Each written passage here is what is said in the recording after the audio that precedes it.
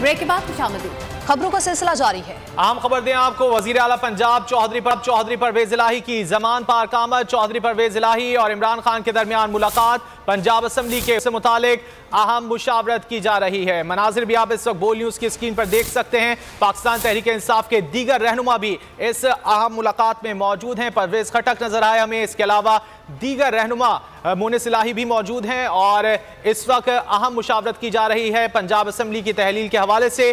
और पेशगोइयां यही की जा रही हैं कि जल्द अज जल्द पंजाब असम्बली की तहलील करने के हवाले से अहम फैसला कर लिया जाएगा। पाकिस्तान तहरीक इंसाफ के चेयरमैन इमरान खान की वजीर आला पंजाब चौधरी परवेज इलाही से मुलाकात इस वक्त जमान पार्क में जारी है, जिसमें पाकिस्तान तहरीक इंसाफ के दीगर रहनुमा भी मौजूद हैं।